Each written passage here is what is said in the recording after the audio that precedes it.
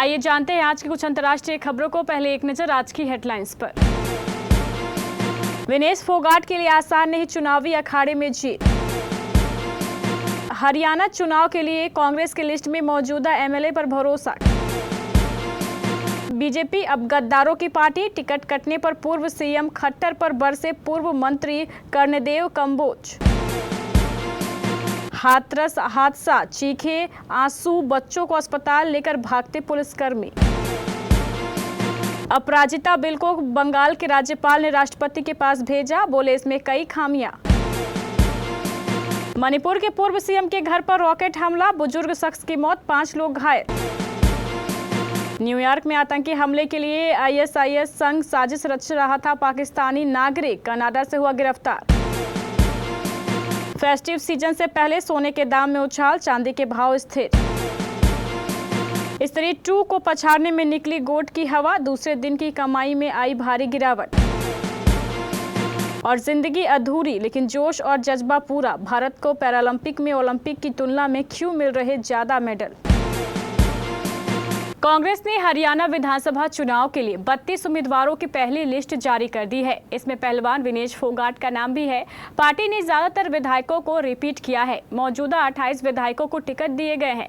विनेश फोगाट को जुलाना विधानसभा सीट से टिकट मिला है, ये उनका ससुराल है। विनेश फोगाट पेरिस ओलंपिक में 100 ग्राम वजन अधिक होने के चलते फाइनल मुकाबले से बाहर हो गई थी। वे गोल्ड मेडल से चूक गई थी। लोगों में उनके प्रति सहानुभूति थी। इससे पहले वे भाजपा के सांसद और WFI के अध्यक्ष रहे बृजभूषण शरण सिंह पर यौन उत्पीड़न के आरोप लगा चुकी हैं। उन्होंने पहलवान बजरंग पुनिया और साक्षी मलिक के साथ बृजभूषण के खिलाफ आंदोलन किया था। हरियाणा विधानसभा चुनाव के लिए भाजपा के बाद अब कांग्रेस ने भी अपनी पहली लिस्ट जारी की है। कांग्रेस ने पहले 21 नाम और फिर उसमें एक और नाम जोड़ा और कुल 32 प्रत्याशियों के नामों का ऐलान किया। अहम बात यह है कि विनेश फोगाट को भी कांग्रेस ने टिकट दिया है और उन्हें उनके ससुराल जिंद के जुलाना से टिकट दिया गया है।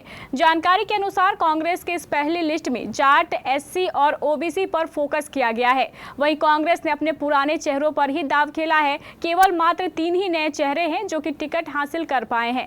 वहीं 28 मौजूदा विधायकों को ही टिकट दिया गया है। 32 प्रत्याशियों की लिस्ट में 9 जाट, 9 SC, 7 OBC कैंडिडेट, 3 मुस्लिम, 2 ब्राह्मण, 1 सिख और 1 पंजाबी प्रत्याशी को टिकट दिया गया है। 27 मौजूदा विधायकों को टिकट मिली है। हरियाणा में विधानसभा चुनाव के लिए टिकट न मिलने पर अब प्रदेश की कई सीटों पर भाजपा को बगावत का सामना करना पड़ रहा है। यहां पर पूर्व मंत्री कर्णदेव कंबोज लगातार मुखर है। यमुनानगर की रादौर में पूर्व राज्य मंत्री कर्णदेव कंबोज ने शुक्रवार को महापंचायत कर भाजपा के खिलाफ जमकर भड़ास निकाली। पूर्व मंत्री ने कहा कि अब यह पार्टी गद्दारों की पार्टी बन चुकी है और गद्दारी करो और टिकट हासिल करो। ऐसे में अगर पार्टी ने अपना निर्णय नहीं बदला तो उनके पास लड़वा की सीट से भी मुख्यमंत्री को हाथ धोना पड़ेगा। यही नहीं, कर्णदेव का दावा है कि पार्टी ने निर्णय नहीं बदला तो जगाधरी से लेकर करनाल तक भाजपा का पूरी तरह सफाया हो जाएगा।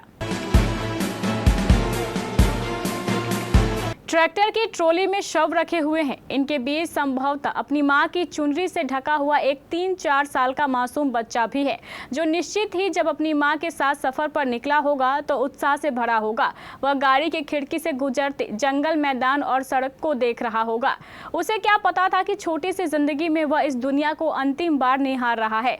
हाथरस में हुए हादसे में सिर्फ इस बच्चे ने नहीं बल्कि इसी तरह के 4 बच्चों ने असमय जिंदगी को अलविदा कह दिया। हाथरस जिले से गुजरते आगरा अलीगढ़ बाईपास रोड पर मितई गांव के पास सड़क के जिस तरफ चकनाचूर मैक्स लोडर वाहन पड़ा था, उसी तरह उसके कुछ आगे उत्तर प्रदेश परिवहन की AC बस जनरत आधी सड़क पर आधी सड़क से बाहर खड़ी थी। बस के सामने का हिस्सा टूट गया और चारों तरफ चीख पुकार मच गई। पश्चिम बंगाल के राज्यपाल सीवी आनंद बोस ने विधानसभा द्वारा पारित अपराजिता बिल को राष्ट्रपति द्रौपदी मुर्मू के पास विचार के लिए भेज दिया है। राज्यपाल सीवी आनंद बोस को मुख्य सचिव मनोज पंत ने दिन में विधेयक की तकनीकी रिपोर्ट सौंपी थी। राज्यपाल ने इसे पढ़ने के बाद विधेयक को मुर्मू के पास भेज दिया। राज्यपाल सीवी आनंद बोस ने राज्य सरकार से अनिवार्य तकनीकी रिपोर्ट मिलने के बाद इसे आगे बढ़ाया है। हालांकि उन्होंने विधेयक में गंभीर दोष और खामियां बताई हैं और राज्य सरकार पर निशाना साधा है। मणिपुर की राजधानी इम्फाल में संदिग्ध उग्रवादियों द्वारा किए गए रॉकेट हमले में एक बुजुर्ग की मौके पर ही मौत हो गई, जबकि 5 लोग बुरी तरह घायल हो गए। अधिकारियों ने बताया है कि शुक्रवार दोपहर विष्णुपुर जिले के मोईरांग के एक आवासीय इलाके में यह धमाका हुआ। न्यूज एजेंसी की रिपोर्ट के मुताबिक पूर्व मंत्री मेरेम्ब कोईरेंग के आवास के परिसर में अचानक रॉकेट आकर गिरा, जिसके बाद धमाका हो गया। यह दूसरा रॉकेट है जो शुक्रवार को इस जिले में दागा गया है। इससे पहले राजधानी इम्फाल से लगभग 45 किलोमीटर दूर स्थित डोंगला ओबी के निचले आवासीय इलाकों की ओर पास के पहाड़ी से एक रॉकेट दागा गया था।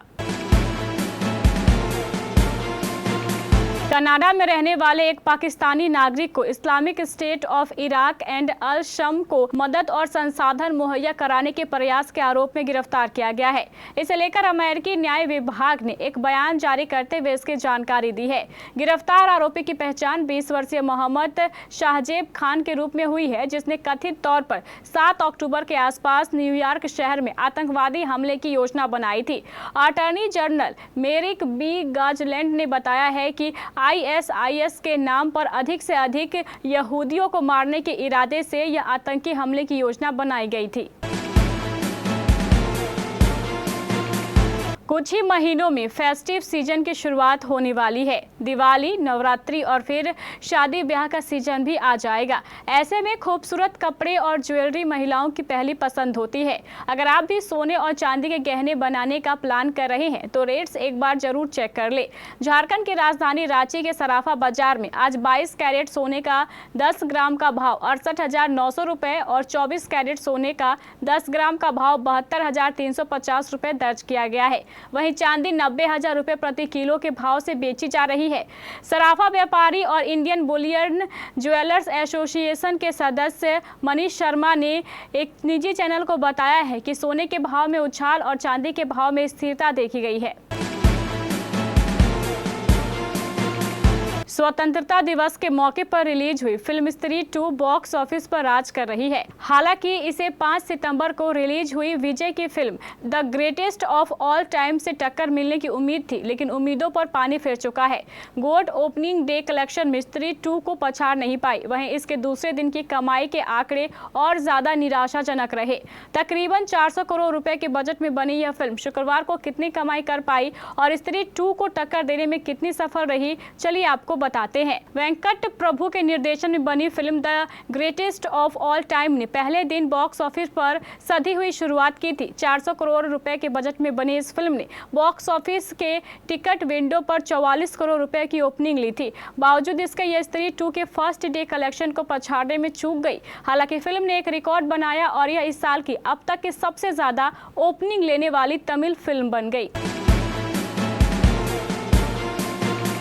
भारत ने पेरिस पैरालंपिक में 25 से ज्यादा मेडल हासिल कर धूम मचा दी है, जिससे टोक्यो पैरालंपिक 2020 के 19 मेडल का आंकड़ा पीछे छूट चुका है। पेरिस पैरालंपिक में पदकों की यह संख्या इसलिए भी चौंकाने वाली है क्योंकि लंदन पैरालंपिक में भारत के खाते में महज 1 मेडल दिखा था। इसके बाद रियो 2016 में 4 पदक ही आए। दूसरी तरफ ओलंपिक की बात की जाए तो खेलों के इस महाकुंभ के किसी एक सीजन में भारत कभी 7 मेडल से आगे नहीं बढ़ पाया, जबकि इस बार पेरिस पैरालंपिक में मेडलों की बरसात हुई। पैरालंपिक शारीरिक, बौद्धिक या दृष्टि दोष वाले एथलीटों के लिए प्रतियोगिता है।